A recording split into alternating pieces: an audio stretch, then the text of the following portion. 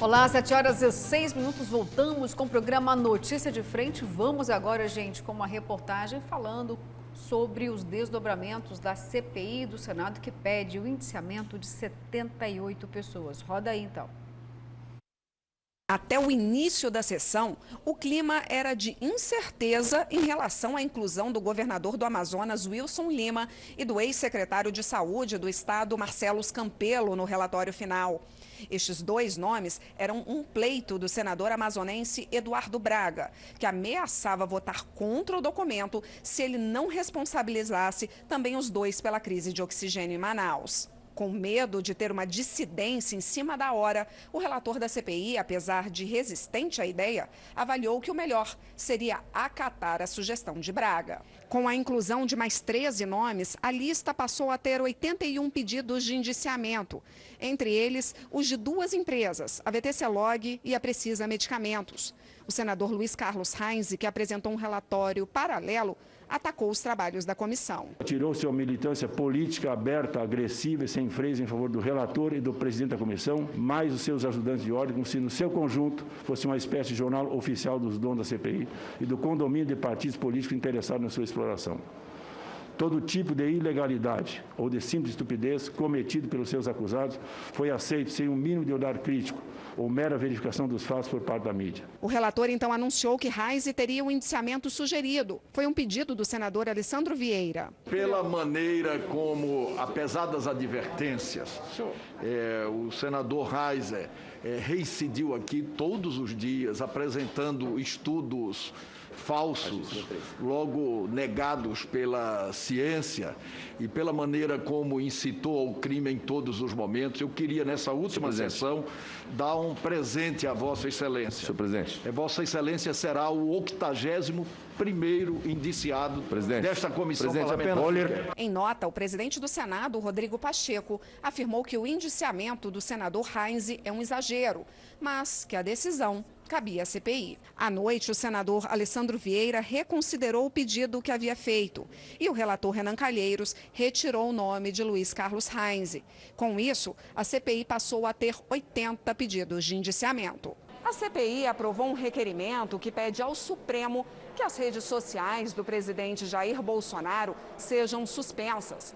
A comissão solicitou também que seja dado um prazo de 15 dias para que a Procuradoria-Geral da República instaure inquérito para investigar se o presidente dissemina notícias falsas.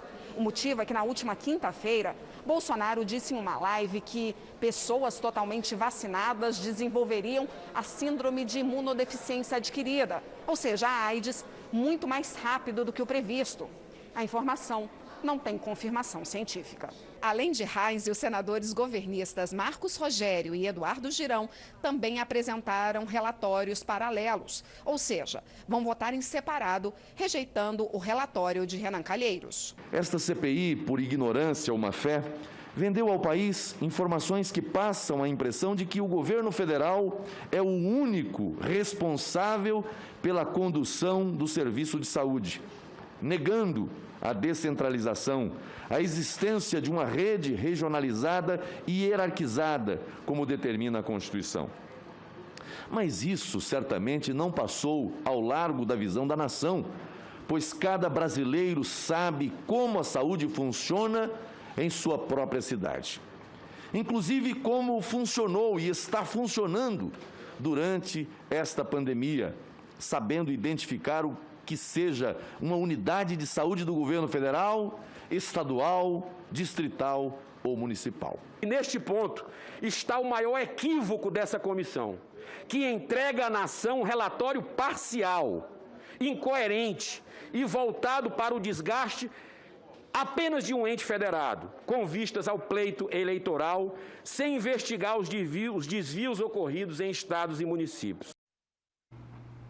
Bom, o placar, gente, foi de 7-4, agora vai ser encaminhado para a Procuradoria-Geral da República. E aí, pode ser que acate ou não a denúncia contra o presidente Jair Bolsonaro, professor. Dos 78 indiciados, sim, só vou ressaltar aqui os 9 nomes principais dessa história, tá bom? Para a gente entender direitinho, que são tantos nomes, 78, não vai ser possível citarmos todos, né? Eu vou só relembrar aqui, então, que os indiciados são o presidente Jair Bolsonaro, Marcelo Queiroga, o ministro da Saúde, Braga Neto, ministro da Defesa, Onyx Lorenzoni, ministro do Trabalho, Wagner Rosário, ministro da Controladoria Geral da União, Wilson Lima, governador do Amazonas, Flávio Bolsonaro, senador, filho do presidente, assim como Carlos Bolsonaro, vereador, e Eduardo Bolsonaro também. Professor, e agora, qual deve ser a decisão da PGR? Pois é, só para comentar a fala dos dois deputados, eu vou complementar com mais uma palavrinha. O deputado disse ignorância, má fé, eu complemento com militância política o tempo todo. Este foi o motivo da CPI da Covid em Brasília, desconstruir o governo federal em todos os sentidos, né? Já estavam com o relatório pronto antes mesmo de começar esta CPI, um ponto importante, né? Vai para a Procuradoria-Geral da República, vai para o colo de Augusto Aras, que já reiteradamente deixou bem claro que sem provas não faz absolutamente nada e pode arquivar. Todas as denúncias que chegaram na PGR, ele se posicionou desta forma e com toda segurança e com razão. Não existem provas suficientes e contundentes para que realmente o presidente pudesse, até o momento, ser condenado a alguma coisa, a não ser que agora realmente o entendimento dele seja outro. Além de ir para a PGR, vai para o Tribunal Internacional de Haia, né? Em que até hoje apenas condenou um país, a República do Congo, um processo que levou 10 anos do início do processo até o fim dele, uma situação completamente diferente do Brasil. Mas eu quero chamar a sua atenção com relação a essa questão de levar essa situação ao Tribunal Internacional de Haia, porque está sendo acusado aí de genocida, de ter matado milhões de pessoas.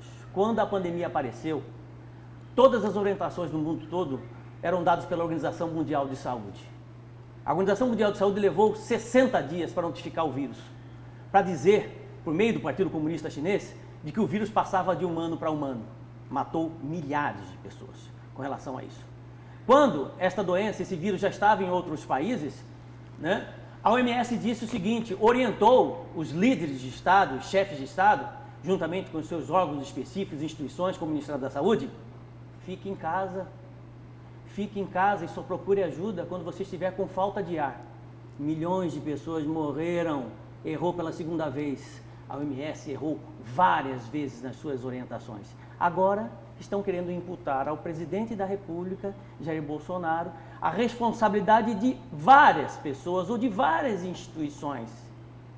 Algo que era novo, absolutamente para todo mundo. Detalhe, a hora que o governo federal decidiu e disse, vamos tentar resolver essa situação, deixa comigo, deixa com o Ministério da Saúde e vai resolver isso. O que o Supremo Tribunal disse? Não. Joga na mão dos governadores. Os governadores e prefeitos vão gerir a verba que o governo federal vai mandar para governadores e prefeitos. Aí eu lhe pergunto, os governadores e prefeitos foram ouvidos? Só um governador foi indiciado do Amazonas. O filho do Renan Calheiros, que é governador do Alagoas, nem chamado foi, nem ouvido foi. Por quê? Por quê? Está entendendo? Quer dizer, o objeto de investigação não teve, principal da verba que foi encaminhada pelo governo federal, que foi tolhido da sua ação, né? Você tira a responsabilidade do governo federal, mas imputa a ele a responsabilidade de crime, considerando que ele não teve a mínima condição, muitas vezes, de agir efetivamente como gostaria de agir frente a uma pandemia como essa. Foi isso que fizeram. Então, se existe genocida nisso tudo, se existem instituições que se posicionaram a favor do vírus, vamos dizer assim, entre aspas, né? Não é necessariamente só o governo federal. E a OMS? E o Supremo Tribunal Federal? E os governadores? E os prefeitos? Quantas notificações de morte por Covid foram feitas de forma errada? Que hoje famílias reclamando exatamente, olha, meu pai não morreu de Covid. E foram noticiados, foram marcados como morte de Covid. Ninguém deixou de morrer de infarto, ninguém deixou de morrer de asma, ninguém deixou de morrer de pneumonia. Todo mundo só morria de Covid-19. Agora você tem uma CPI, que é um grande circo, acabou o circo agora, né? Porque agora fizeram o relatório. Está entendendo? Para poder condenar alguém que foi tolhido, alguém mesmo, uma pessoa, né? Tolhido de uma possibilidade, né, de realmente resolver a situação. Muito fácil, muito oportunista, muito mais um problema político necessariamente do que necessariamente sanitário. né? Eu, particularmente, acho que não vai dar em nada. Ok, professor, obrigada. Kleber Lima, em mais de 1.280 páginas, né? Se não me falhar a memória agora, 1.288 páginas foram atribuídos pelo menos 9 crimes. Ou seja, Bolsonaro não é culpado da pandemia, mas há um entendimento, de acordo com o placar, de que ele seria culpado pelo agravamento da pandemia. Entre os crimes aqui, os 9, tem crime de epidemia com resultado em morte, incitação ao crime, infração de medida sanitária preventiva, falsificação de documento particular, charlatanismo, crimes contra a humanidade, emprego irregular de verbas públicas, prevaricação, violação de direito social e de incompatibilidade com a dignidade, honra e decoro. Aí eu repito para ti aquilo que eu disse para o professor, agora está na PGR. O que a gente pode esperar, de acordo com o seu entendimento? A CPI pesou a mão, o relatório já estava pronto antes de começar, de fato, os trabalhos, como o professor citou aqui. Luciana, a CPI, ela tem números impressionantes. Eu estava lendo esses dias sobre os números, a quantidade de pessoas ouvidas, a quantidade de sessões, a quantidade de pessoas que acompanharam os trabalhos da CPI, porque todas as sessões foram transmitidas ao vivo pelo próprio Senado e por vários canais de televisão. Houve, como nunca antes, uma transparência muito grande na CPI. É evidente, a CPI é uma comissão de investigação de uma casa política, então ela é formada por políticos, todos ali são políticos, os que defendem, os que acusam, e o importante é que houve, foi destacado ontem inclusive, uma participação muito grande da sociedade encaminhando informações, provas, o que ajudou, por exemplo, a desvendar alguns casos que surgiram na CPI, como o caso da Prevent, como os casos da tentativa de cobrança de propina para a compra de vacina, entre outros inúmeros casos. Eu avalio que a CPI prestou um grande serviço à nação brasileira, ao povo brasileiro. Os indiciamentos, por exemplo, quando fala em pandemia com resultado de morte, é uma pessoa que sabe que está fazendo uma atitude que está disseminando um vírus, por exemplo, um parasita, e ela continua fazendo. Ela sabe que, por exemplo, ainda não está imunizada e faz motociata sem usar máscara, que faz aglomeração, que incentiva o não uso da máscara, que incentiva a que as pessoas não obedeçam às medidas sanitárias. É por isso que o presidente está sendo e foi indiciado por pandemia, por epidemia com causa de morte, que é muito grave. Tudo isso não é mentira, está aí, todo mundo viu o presidente fazendo isso até hoje. O presidente, semana passada, estava produzindo, espalhando fake news sobre, colocando em dúvida a vacina, que a vacina provoca AIDS. É um presidente irresponsável, inconsequente, que tem que ser punido pelo Senado, a Procuradoria tem o dever, e os senadores disseram que vão acompanhar, porque em determinados casos, se a Procuradoria, se o senhor Augusto Aras não tomar as medidas que precisa tomar, ele pode ser acionado por prevaricação, né? Uma cópia do relatório também será entregue ao presidente do Congresso Nacional, que é o presidente do Senado, para outras providências que o caso requer, e o Tribunal Internacional. Eu não acredito que isso fique impune, eu acho que a CPI cumpriu e bem o seu papel. E eu quero destacar também, Luciana, um outro acontecimento que foi fundamental para que o Brasil pudesse controlar ou combater a epidemia com um pouco mais de eficiência, que foi a formação de um consórcio de imprensa em junho do ano passado, formado pelos grupos Folha, Globo e Estadão, para dar informação honesta para a sociedade, porque o governo, depois da saída do Mandetta, tentou esconder. Não vamos mais divulgar no final do dia, vamos divulgar por semana, vamos consolidar, porque eles negavam as notificações reais de mortes por Covid. Você pega um país como a China, que não teve 10 mil mortes, gente, com bilhões de habitantes, e o Brasil, com essa quantidade, mais de 606 mil mortes. Então, isso não é brincadeira. Conclusão da CPI é que pelo menos 120 mil almas de brasileiros poderiam ter sido salvas se o governo tivesse agido com mais humanidade e menos irresponsabilidade, como agiu e age até hoje no combate à pandemia. Obrigada, Kleber. Gente, olha só, eu vou chamar rapidamente algumas narrativas do deputado estadual Catani. Todos sabemos que ele é bolsonarista e ontem, antes da apresentação do relatório, ele falou sobre a fake news do presidente e também sobre o relatório da CPI. Vamos ver então. Eles estão tentando isso desde o dia que perderam o poder, desde o dia que Bolsonaro entrou lá e já está fechando mais de 1000 dias sem corrupção. Então eles estão realmente tentando incriminá-lo de toda maneira, né? E é isso, um relatório que traz crimes ilusórios, que só existem na cabeça daquelas pessoas, que inclusive respondem por crimes reais contra a população brasileira e que ninguém fala nada. Essa é a minha visão do relatório. Eu acredito que o presidente, desde o primeiro dia, o presidente já decretou estado de emergência muito antes daquelas pessoas que hoje condenam o presidente estarem fazendo, por exemplo, o carnaval, que diziam que não tinha problema nenhum. Quem falou que o coronavírus era só uma gripezinha não foi o Bolsonaro. Quem liberou o carnaval não foi o Bolsonaro, pelo contrário.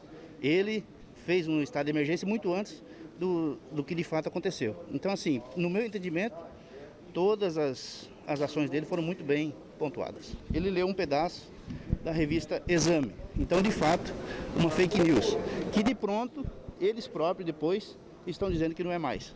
Então, assim, ele leu e assim que ele acabou de ler, ele jogou a revista de um lado e falou, olha, não vou comentar sobre isso, né? Então, de fato, é uma fake news. Agora, não foi ele que inventou.